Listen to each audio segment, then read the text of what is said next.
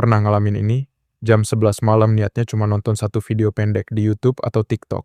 5 menit doang, katanya. Jari terus scroll, algoritma terus ngasih apa yang lu suka, dan tiba-tiba lu lihat jam. Boom, sudah jam 3 pagi. Mata mulai perih, otak terasa berat, dada deg-degan, karena sadar alarm bakal bunyi beberapa jam lagi. Lalu kalimat klasik itu keluar lagi dari mulut lu. Sumpah, besok gue bakal tidur lebih awal. Tapi kita berdua sama-sama tahu, besok itu hampir tidak pernah datang.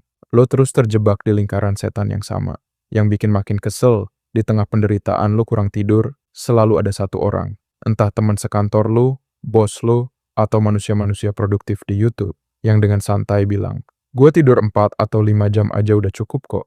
Bangun tetap seger dan bisa gila-gilaan kerja seharian. Dan di kepala lo muncul pertanyaan tajam.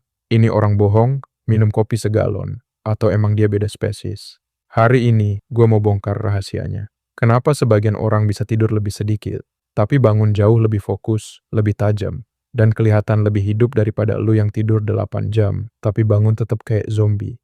Tonton sampai habis biar lu bisa paham.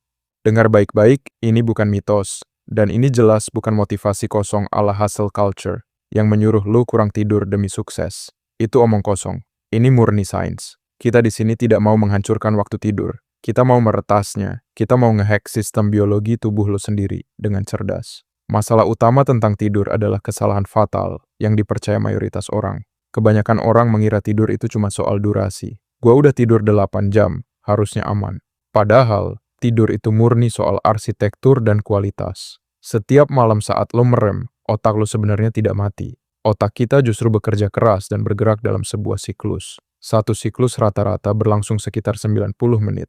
Di dalam rentang 90 menit itu, ada 2 fase yang paling krusial buat kelangsungan hidup dan kewarasan lo. Yang pertama, deep sleep atau tidur dalam. Ini ibarat lo masukin mobil ke bengkel. Ini adalah waktu di mana tubuh secara fisik memperbaiki sel-sel yang rusak. Otot lo dipulihkan setelah seharian beraktivitas. Sistem imun diperkuat biar lo nggak gampang sakit. Dan tangki energi fisik lo diisi ulang sampai penuh. Kalau lo kurang deep sleep, besoknya badan lo bakal terasa pegal, berat, dan lemas seharian. Yang kedua, REM sleep atau rapid eye movement. Nah, kalau deep sleep urusan fisik, REM ini urusan software alias otak lo. Ini waktu di mana otak merapikan memori seharian.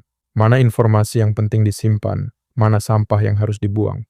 Di fase ini juga fokus lo ditajamkan, dan kreativitas diproses. Kalau lo kurang REM, lo bakal gampang lupa, susah konsentrasi, dan bawaannya moody atau gampang emosi. Kalau siklus tidur lu berantakan, kepotong-potong gara-gara notifikasi HP nyala, stres mikirin kerjaan, atau kebanyakan ngopi di sore hari, lu bisa aja tidur 9 jam di kasur. Tapi karena tubuh gagal masuk ke fase deep sleep dan REM dengan optimal, lu akan bangun tetap merasa hancur. Sebaliknya, kalau arsitektur siklus tidur lu rapi dan tidak terganggu, tubuh lu bisa pulih 100% penuh, bahkan hanya dalam 5,5-6 jam sekitar 4 siklus penuh. Target kita mulai sekarang bukan tidur lebih lama sampai membuang waktu produktif. Target kita adalah tidur jauh lebih efisien. Terus gimana cara bikin sistem tidur yang efisien? Sekarang kita masuk ke bagian praktiknya. Tolong catat, ini bukan teori asal-asalan. Ini gabungan riset neuroscience dan kebiasaan nyata para top performer. Pertama, konsistensi waktu tidur. Otak lo itu makhluk yang sangat menyukai pola dan kebiasaan. Kalau lo mau efisien, lo harus tidur dan bangun di jam yang sama, persis setiap hari. Bahkan di akhir pekan atau hari libur sekalipun. Setiap kali lo konsisten, jam biologis atau ritme sirkadian di dalam tubuh, lo bakal makin kuat. Hormon ngantuk, yaitu melatonin, bakal dilepaskan secara otomatis di jam yang sama. Penelitian dari Stanford menunjukkan, jadwal tidur yang tidak teratur, hari ini tidur jam 10, besok jam 2 pagi, membuat deep sleep lo sangat pendek dan dangkal. Kedua, patuhi aturan 90 menit. Seperti yang dibahas tadi, satu siklus tidur itu berlangsung sekitar 90 menit. Kesalahan terbesar orang adalah mengatur alarm secara acak. Pas alarm bunyi, mereka kebetulan lagi ada di tengah fase deep sleep. Bangun di tengah siklus ini, ibarat lo di restart paksa pas komputer lagi update sistem. Hasilnya, kepala pusing, emosional, dan brain fog seharian. Sebaliknya, kalau lo bangun tepat di akhir siklus, otak lo udah dalam kondisi transisi siap untuk melek. Karena itu, mulai sekarang rencanakan tidur lo dalam kelipatan 90 menit. 4,5 jam, 6 jam, atau 7,5 jam. Hitung mundur dari target jam bangun lo. Jangan set alarm asal-asalan, set alarm berdasarkan jam biologi lo sendiri. Ketiga, gunakan metode shutdown 3-2-1. Kualitas tidur lo itu sangat ditentukan dari apa yang lo lakukan beberapa jam sebelum mata tertutup. Rumusnya simple, 3 jam sebelum tidur. Tidak ada lagi makan berat. Biarkan sistem pencernaan lo istirahat, bukan malah disuruh lembur mencerna makanan.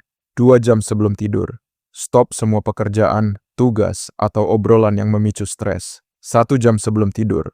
Ini yang paling menantang. Zero screen time. Tidak ada layar HP, laptop, atau TV. Cahaya biru dari layar menipu otak lo untuk berpikir bahwa di luar sana matahari masih bersinar terang, sehingga produksi melatonin terhenti.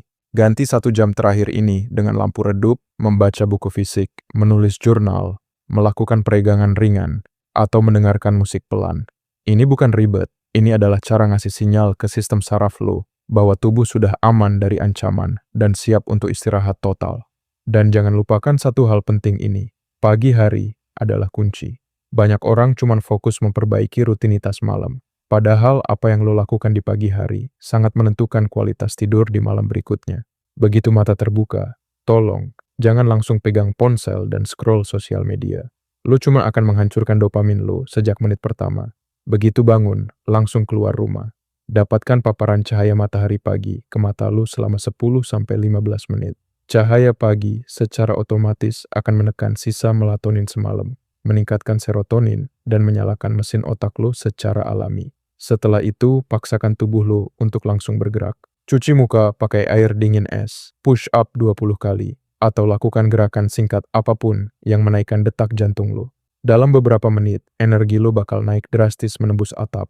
Sebagai tambahan, ada beberapa trik optimalisasi tingkat lanjut buat lo yang mau hasil maksimal. Stop konsumsi kafein setelah jam 2 siang. Kafein punya waktu paruh yang panjang, bisa bertahan di tubuh 6-8 jam. Walaupun lo merasa, gue minum kopi jam 7 malam tetap bisa merem kok. Faktanya mesin pemindai otak membuktikan bahwa kualitas deep sleep lo hancur total malam itu. Ubah kamar lo jadi goa. Tidurlah di ruangan yang gelap total, dingin, dan tenang. Suhu ideal ruangan itu sekitar 18-20 derajat Celcius. Tubuh kita butuh penurunan suhu untuk bisa masuk ke fase tidur lelap. Semakin gelap dan dingin, semakin dalam tubuh lo melakukan recovery. Bersihkan pikiran sebelum merem. Kalau kepala lo terasa penuh sesak, ambil buku catatan. Tulis semua yang ada di kepala lo. To-do list buat besok, kekhawatiran yang bikin cemas, atau ide-ide random. Memindahkan isi kepala ke atas kertas, bikin otak sadar kalau dia udah nggak perlu lembur buat mengingat-ingat itu semua.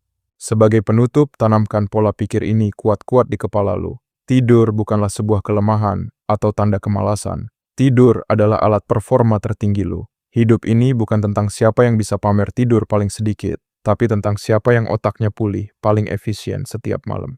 Kalau lo berhasil menguasai tidur lo menguasai energi lo. Dan percayalah, ketika suatu hari nanti lo terbangun sebelum alarm berbunyi, dengan mata yang langsung terbuka lebar, pikiran yang sangat jernih, dan hati yang tenang menghadapi hari, lo akan sadar satu kenyataan besar.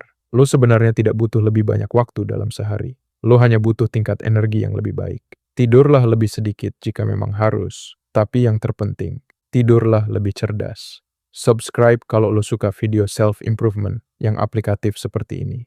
Jangan lupa share ke teman lo yang jam tidurnya masih berantakan. Sampai jumpa di video berikutnya. Selamat beristirahat. Semangat.